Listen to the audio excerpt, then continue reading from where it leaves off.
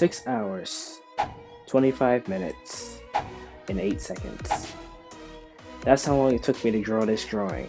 But it was worth it because this is my tribute and my goodbye to the legendary James Earl Jones. Stay tuned.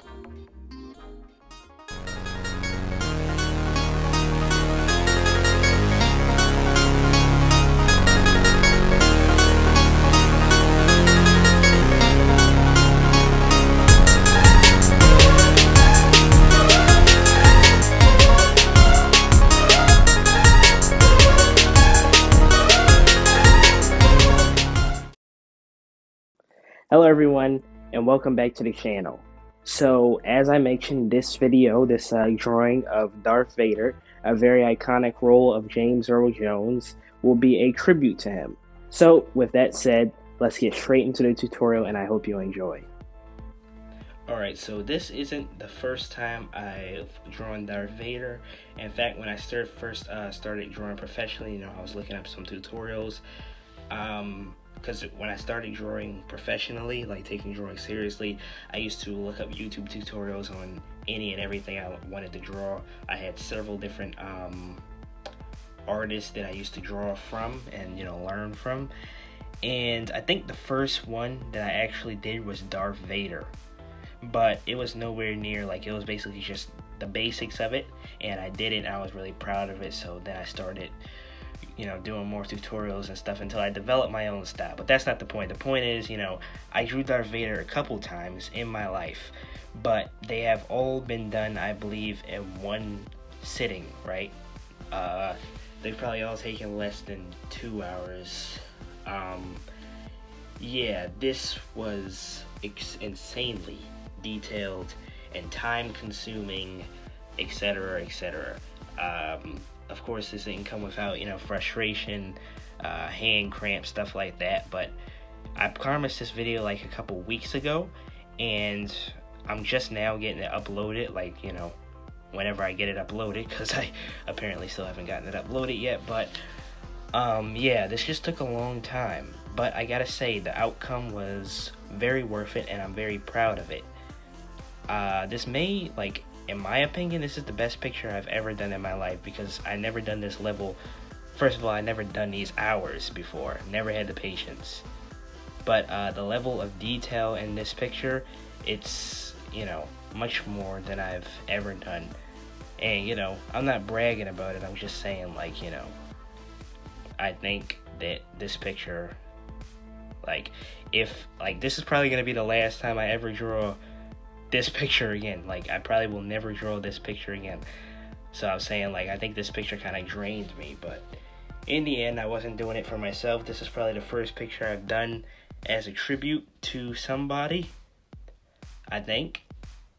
And once I first got the news of James Earl Jones' death, I just felt like it was, as an artist, this was the best way that I could honor him in his, basically just to say goodbye to the legend.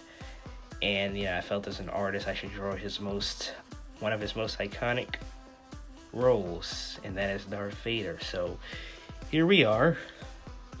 And as far as the drawing right now, I'm simply sketching things out.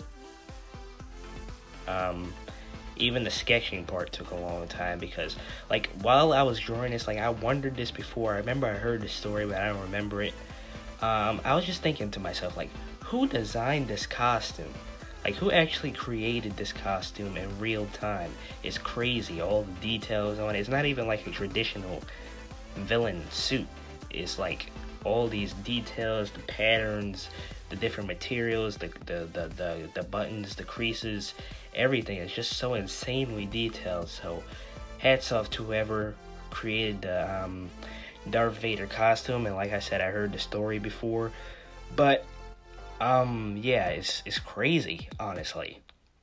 And yeah, it definitely took an unheard of level of vision and talent to create such a masterpiece of a suit. And yeah,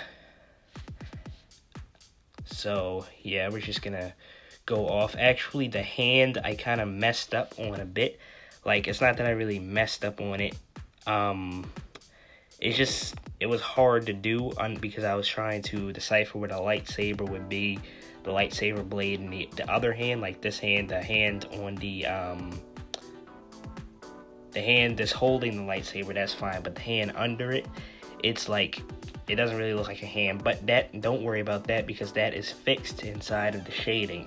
When the shading is done, you can't really tell what's supposed to be what under the lightsaber, because like the shine of the blade, which we of course do later in the shading part.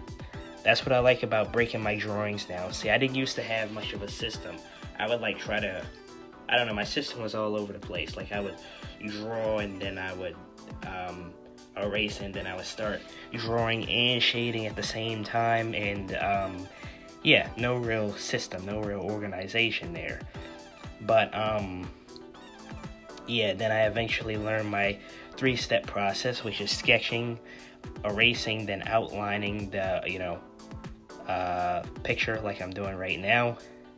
And then of course shading. And shading is like the hardest part, because it's not drawing like, okay, I say from hardest to least hardest is first the shading part, that's the hardest. The next hardest is the first part, the drawing part, because you're starting with a blank page. The part that we're doing right now, that's probably the easiest part, because all you really have to do is just go over the lines and add whatever details inside of it. So not that it's easy, it's just much easier, and it takes much less time than any other part. So yeah, and I decided to add the shine so that it would be easier to shade. I do that sometimes I just do it in the shading part, but this time I decided to. Also, I want to say that I'm trying a new lighting technique. I forgot to say this in the beginning, because a while back I used to have like 2 lights, but then one of my lights broke. And so I'm basically working with one light. And I was dealing with this problem, like the sketching and then the drawing, the outlining part.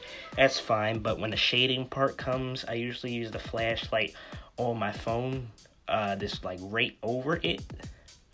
But when I do, for some reason the pencil, it gets like it looks like glitter, and that's not good, because it really takes away from the quality. You can't really tell what I'm drawing, and we don't want that. So what I was trying here, I didn't use the flashlight on my camera. What I used was the one light that I have, and I put that blue background, blue background under it, and I used the one light and tried to just work with that and make it look better. And honestly, it does look better in my opinion. It's just that I still kind of failed a bit with the the glitter look. I'm gonna have to figure that out sooner or later. But yeah, it's like certain parts, like the parts that the light is shining on the most, they look like glitter. And you'll see that as I'm going along. But eventually I actually do fix that. I had to tilt the book some, and that actually helped the look of it. It went more so down to the bottom. It's like how the more I tilt the picture, the less the light, the clearer it becomes. But that even in itself causes a problem, because we don't want to tilt it so much. I basically want it to be flat, but I just basically have to work with, because you see, like right now, you can't really see where the lines are in the helmet, and it basically just looks like a big glittery mess. But do not worry, because in a few seconds, I'm gonna fix that, and you will be able to see the helmet. So here we're basically just, see, like that. So it looks much better now. And I'm just moving along here, and believe it or not, we are still nowhere done. Like, if I didn't speed this up, I have to speed this up immensely, because this takes hours. The shading part just by itself probably took about 3 to maybe even 4 hours in itself. It was crazy. I'm not sure how long the drawing part took, but anyway, I had to do this over a count of several days.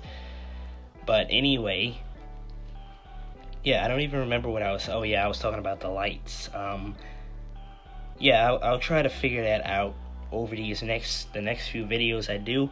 I have like some different videos planned that's coming up, and I'll try to be a bit more consistent with my uploading. It's just, it's been a lot, especially working on this one and trying more things, and I kind of been focusing on my other channel a bit, but I have some pretty exciting tutorials coming up, so if you're interested in that, definitely subscribe. And yeah, so I will try to figure out what I can do about this lighting to make it better, because I don't like that glitter look. See, this is about the part where I tilted the page, and now you can see it's much better. You might notice it's getting brighter, and the tint keeps changing. Unfortunately, that was me switching the pages and light back and forth and stuff to try to figure out the glitter look. So I'm sorry that the quality isn't up to its best, but again, I will try my best to figure that out. And we're almost done here. This was the part, I believe it was the last part that I did almost, and even this took a long time right here. It was pretty difficult getting that pattern in, because it was basically just a lot of lines and stuff. You have to try to take the shades up and down to make sure you can see certain details and stuff like that. So it's pretty tough. Yeah, I miss the old days where I didn't used to do all this shading, but basically comes with the time I've been drawing, and that is basically it. So thank you for watching, and here is the finished product.